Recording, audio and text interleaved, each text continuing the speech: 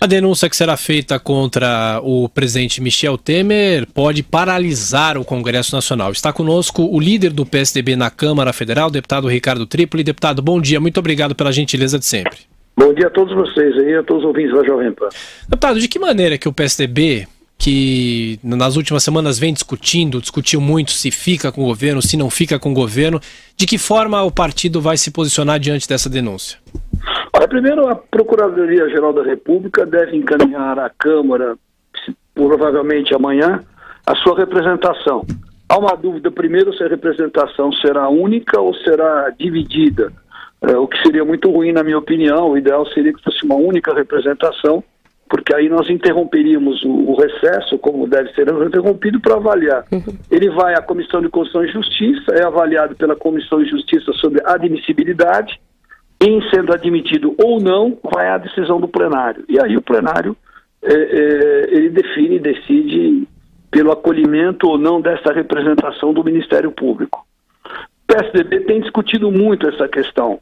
Nós fomos vencidos no encontro do partido, em termos de que os ministros não deveriam sair do governo, mas acolhemos a decisão da maioria, que foi a de permanecer. Hoje eu diria a você que eu acredito que temos maioria no sentido de que os ministros devam deixar o governo e nós trabalhamos pela agenda em favor do Estado brasileiro, não do governo, por simplesmente.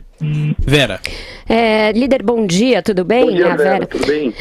Hoje tem um artigo do ex-presidente Fernando Henrique Cardoso defendendo a antecipação das eleições.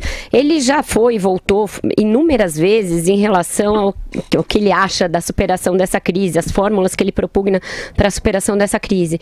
Antecipar as eleições para hoje, quando o Datafolha mostra que, apesar do estrago feito pelo PT, o ex-presidente Lula ainda é o principal candidato apontado pelas pessoas, não é jogar água no moinho do PT e do Lula num momento em que ele está prestes a ser condenado pela Lava Jato?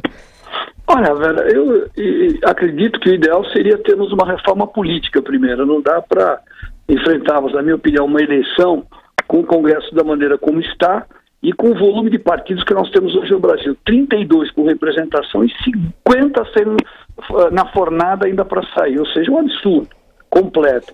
Agora, o presidente Fernando Henrique alerta para uma outra questão. Ele pede, na verdade, eleições gerais, ou seja, governador, presidente, senadores, deputados federais, estaduais, porque aí sim você anteciparia um ano antes, né? Seria, imagino, em outubro desse ano, para que a gente possa ter tranquilidade. Nós temos advogado muito a questão da estabilidade do país.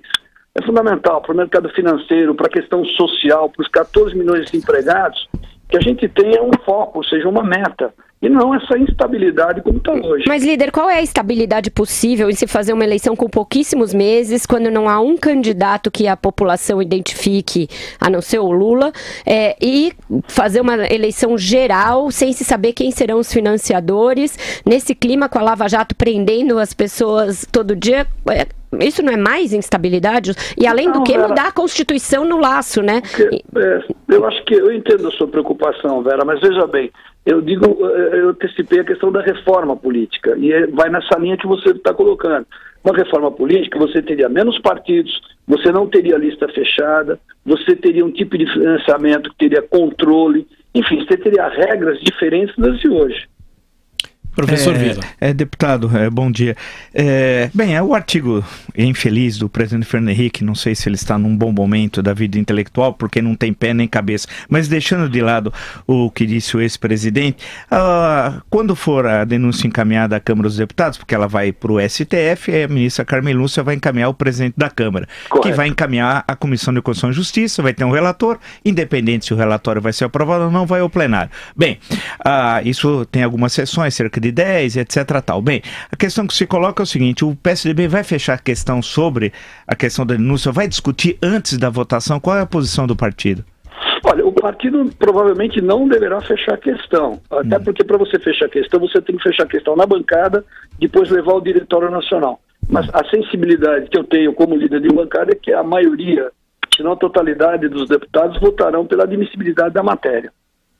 E nesse caso vai para o Supremo, se aceitar a denúncia da PGR, abre ação penal, e o presidente vira réu, precisa sair da presidência, e durante 180 dias é que vai ter esse processo de julgamento e tal. Agora, o senhor acha que, quer dizer, caso isso ocorra, a maior parte da bancada vote pela admissibilidade da denúncia, como é possível a maior parte da bancada apoiar então que o presidente, ou seja, considera que na prática o presidente cometeu um ou mais crimes, depende do tipo da denúncia como ela for apresentada, e o partido continuar fazendo parte do governo? Quer dizer, como é possível resolver essa contradição, deputado?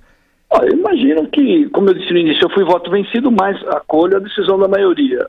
O que eu acredito é que, dependendo da representação que venha do Ministério Público, com a robustez de dados, de informação, obviamente, a bancada deve reavaliar a posição, não só a bancada federal, como a de senadores, de todos que participaram da reunião da Executiva Nacional, no sentido de marcharmos juntos.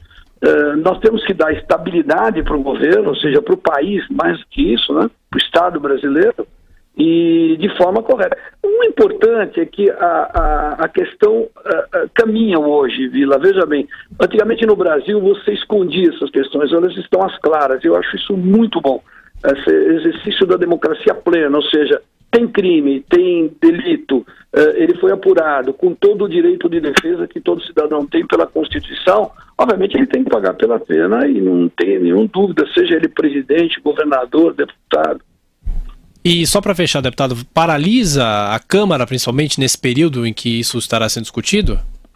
Com certeza, porque nós teríamos em tese o recesso do dia 15 ao dia 30, ele será interrompido, pelo que eu vejo das lideranças partidárias e do próprio presidente da Câmara Federal, para que dê continuidade no processo. Inclusive, se ele vier fatiado, como eles dizem, da Procuradoria-Geral da República, demandará muito mais tempo para ser analisado. O ideal seria que fosse de uma única vez, para que nós pudéssemos dar sequência rápida nesse procedimento. Deputado Ricardo Trípoli, líder do PSDB na Câmara Federal. Obrigado pela atenção, pela entrevista ao Jornal da Manhã. Bom trabalho. Obrigado, um abraço a vocês.